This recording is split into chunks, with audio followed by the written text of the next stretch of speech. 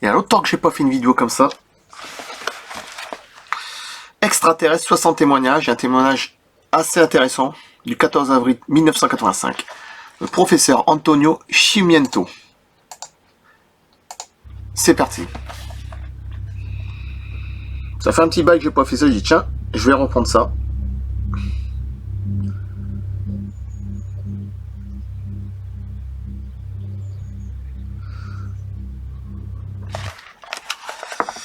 Alors, le cas de Roberto et de Manuela, survenu dans les environs de Castaldia, province de Pordenone, le 14 avril 1985. Le dimanche 14 avril 1985, deux fiancés, Roberto et Manuela, à la demande des témoins, leur nom ne sera pas mentionné ici pour respecter leur vie privée. Tous deux, âgés de 23 ans, venaient de passer une agréable après-midi avec des amis. En constatant que la neige était bien tombée durant les dernières heures, ils avaient décidé après dîner de terminer la soirée à Pianscavalo, une localité touristique de montagne située sur la commune d'Aviano, province de Pordenone.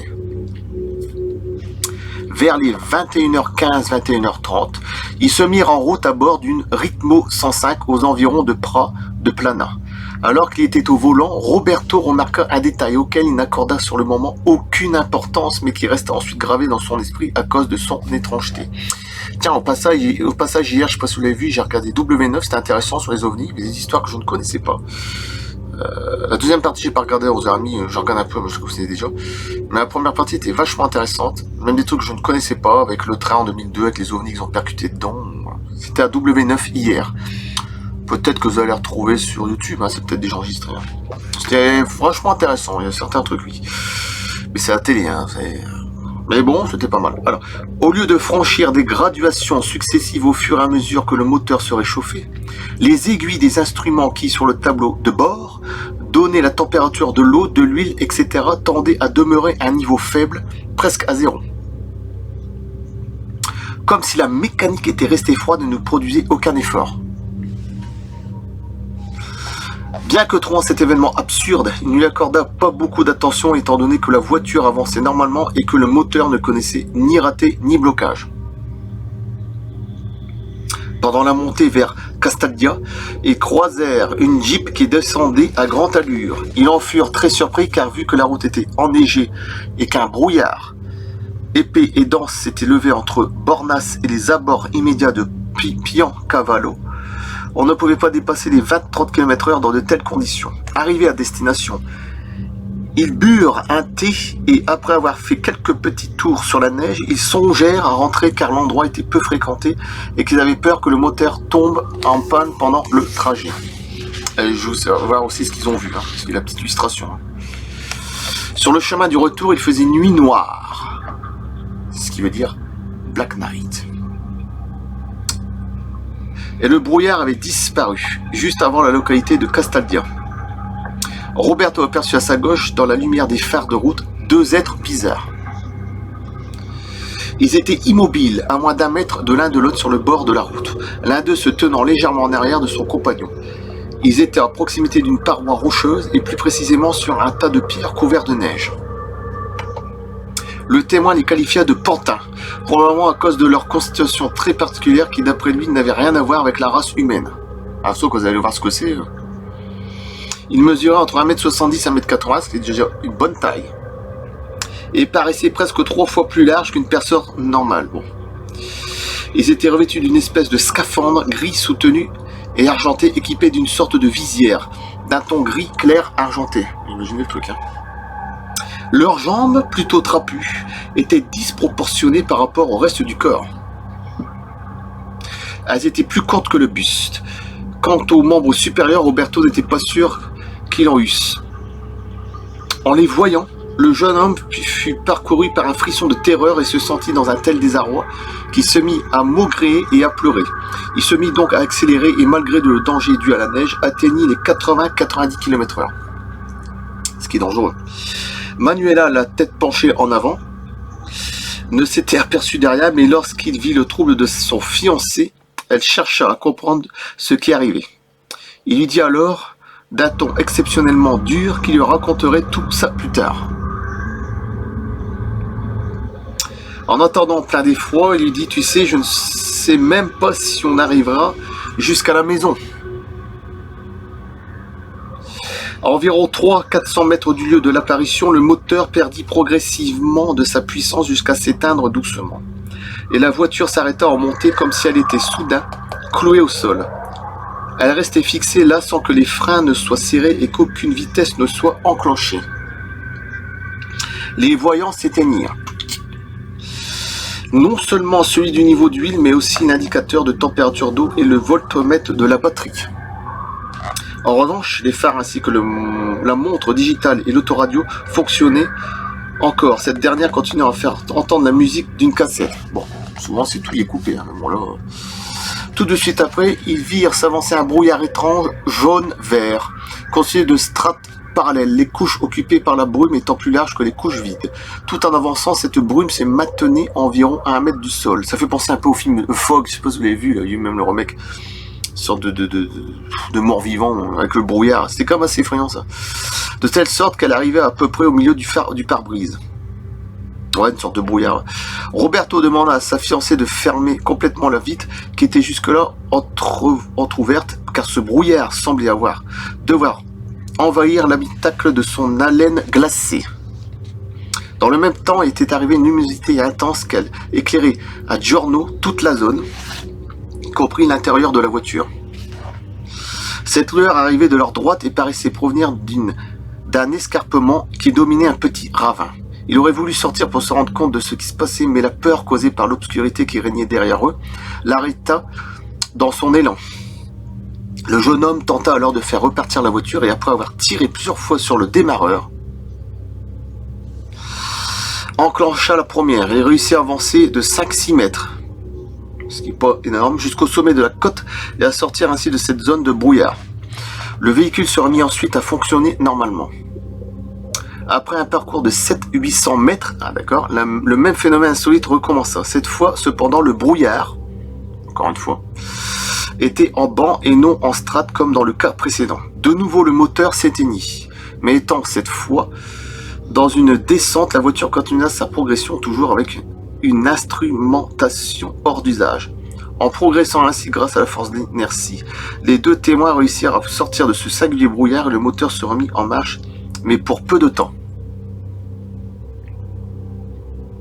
Car de nouveau le brouillard apparut et de nouveau la voiture cessa de fonctionner. Cette fois cependant, ce fut une panne définitive et le témoin ne réussit plus à redémarrer. Alors là, t'es dans le caca, mon pote. Oh, t'es un peu dans la merde, hein.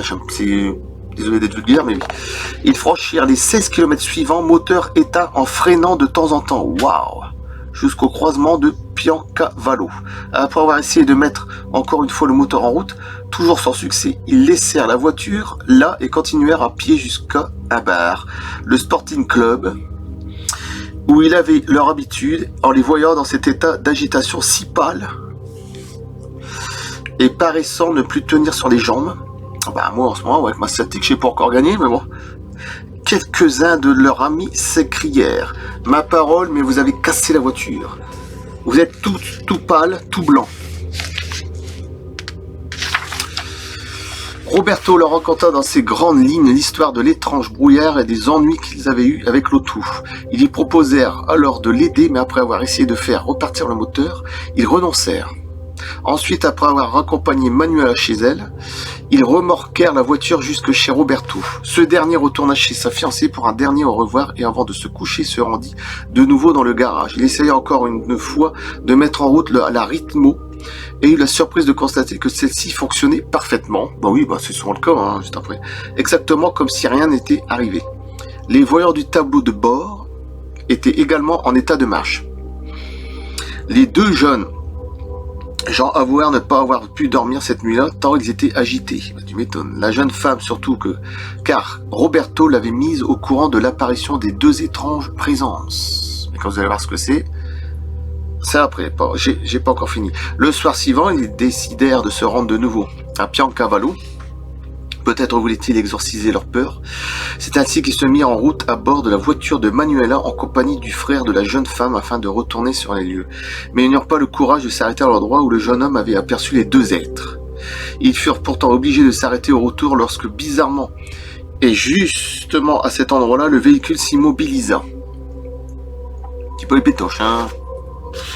Manuela, qui était au volant, réussit à le faire redémarrer immédiatement et ils s'éloignèrent à toute vitesse. Dans les jours qui suivirent, ils eurent tout le loisir de réfléchir aux événements dont ils avaient été témoins et ils arrivèrent à formuler les remarques suivantes. Il se peut bien qu'ils n'étaient pas été les seuls à avoir assisté à tout cela. Ils se rappelèrent en effet que sur le trajet entre le lieu où avaient été vus les deux êtres et celui où ils avaient rencontré pour la première fois le brouillard, ils avaient croisé une Renault 4 beige, pas belge, beige, le IGE, avec des skis sur le toit. Ils avaient constaté qu'en certains endroits particuliers, peut-être les mêmes où avait eu lieu le phénomène de brouillard, la neige avait complètement et inexplicablement disparu. Comment se fait-il que Manuela ait eu l'impression de savoir déjà ce que Roberto ne lui raconterait plus que plus tard au sujet des deux êtres qui l'avaient vu? Il n'en avait fait parler que lorsqu'il était arrivé chez eux. Désireux d'en savoir plus, Roberto téléphona dès le lundi à un de ses amis qui était capitaine sur la base aérienne d'Aviano. Il voulait savoir si le soir précédent les radars avaient décelé un signal anormal. Le jour suivant, le mardi donc, après enquête, l'officier le rappela pour lui dire que rien d'inhabituel n'avait été remarqué. Roberto se rendit compte que cette réponse était assez évasive et formelle. Les deux témoins convinrent ensemble que ces faits leur avaient procuré des émotions et des sensations très fortes. La peur qui en était résultée est donc restée gravée en eux très longtemps. Oui, bon. Souvent c'est à vie, de toute façon. Ils pensaient que s'il s'agissait d'un ovni, celui-ci devrait se trouver dans le petit ravin d'où avait semblé provenir l'étrange brouillard. La gaieté et l'insouciance dont les deux jeunes gens avaient fait preuve durant cette journée de fête avaient brusquement disparu pour faire place à un état d'âme particulier qu'ils avaient laissé sans réaction devant un phénomène qu'ils étaient incapables de comprendre. Ces moments passés aux frontières de l'inconnu leur avaient paru interminables et avaient modifié en un instant leurs sentiments. Je vais vous faire ce qu'ils ont vu exactement. Voilà. Roberto et Manuela en 1985. Ah, c'est le petit dessin juste ici. Voilà ce qu'ils ont vu. Les deux êtres bizarres.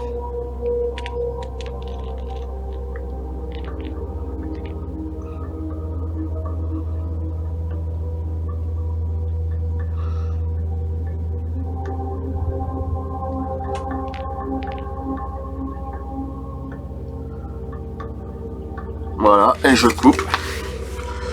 Merci. À bientôt.